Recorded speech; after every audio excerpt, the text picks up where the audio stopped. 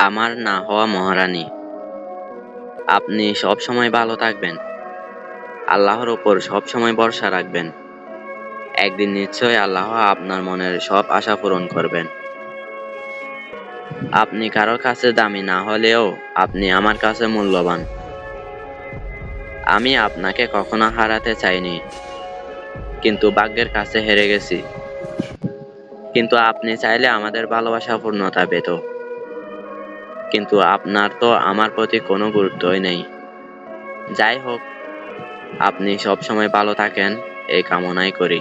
তবে একটা কথা মনে রাখবেন, আমি আপনাকে ভালোবাসতাম, আর এখনো ভালোবাসি, আর ভবিষ্যতে ভালোবাসবো। দূর থেকে তো অনেক কিছুই সুন্দর লাগে, যেমন চাঁদ। আপনি চাঁদের থেকেও কোনো অংশে কম না। ভালো থাকবেন, আমার না হওয়া মহারানী।